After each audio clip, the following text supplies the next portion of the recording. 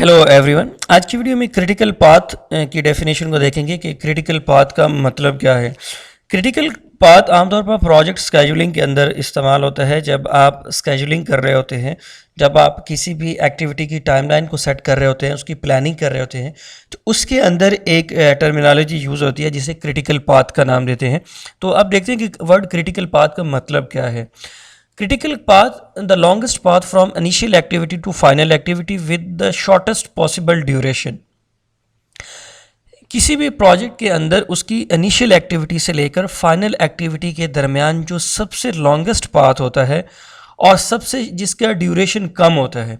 याद रहे कि इसके अंदर दो चीज़ें हैं कि सबसे लंबा पाथ जो कि सारी एक्टिविटीज़ को कवर करे, और शॉर्टेस्ट पॉसिबल ड्यूरेशन, उसको क्रिटिकल पाथ का नाम देते हैं। और इसके अंदर जो क्रिटिकल पाथ होता है उसके अंदर हमेशा फ्लोट ज़ीरो होता है।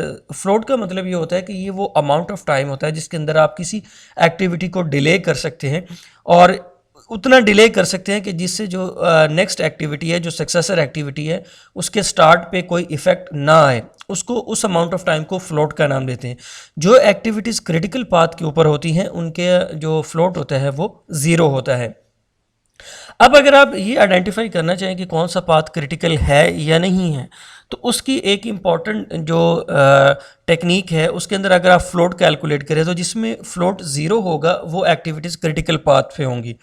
और फ्लोट ज़ीरो होने का मतलब ये है कि अगर ये एक्टिविटीज़ डिले होंगी तो ये जितना डिले होंगी ओवरऑल इतना प्रोजेक्ट जो है वो डिले हो जाएगा।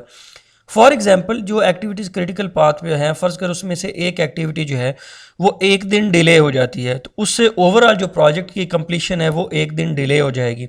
लेकिन अगर वो एक वीक डिले होती है तो उससे भी जो ओवरऑल प्रोजेक्ट की डेडलाइन है वो एक वीक डिले हो जाएगी।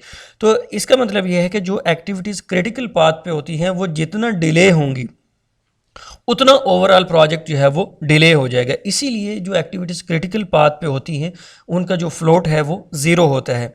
और क्रिटिकल पाथ की आइडेंटिफिकेशन के लिए भी वर्ड फ्लोट को यूटिलाइज़ किया जाता है कि जब आप फ्लोट की कैलकुलेशन करें और जिस पाथ पे आपका फ्लोट ज़ीरो आए, इसका मतलब है कि ये आपका क्रिटिकल पाथ है। तो क्रिटिकल पाथ कौन सा हुआ कि the longest path from initial activity to final activity with shortest possible duration. Shortest possible duration के साथ जो एक लंबा पाथ होता है जो कि स्टार्ट से एंड वाली एक्टिविटी को कवर करता है, उसको क्रिटिकल पाथ का नाम देते हैं। और क्रिटिकल पाथ आमतौर पर जो प्रोजेक्ट की स्केजुलिंग होती है उसके दौरान ये बहुत हेल्पफुल साबित होता है, बिकॉज क्रिटिकल पाथ ही आपको ये आइडेंटिफाई करता है कि इन एक्टिविटीज़ को डिले नहीं करना, इनको टाइम पे कंप्लीट करना है। बिकॉज अगर ये एक्टिविटीज़ डिले होती हैं जो कि क्रिटिकल पाथ पे होंगी तो ओवरऑल प्रोजेक्ट जो है वो उतना ही डिले हो जाएगा।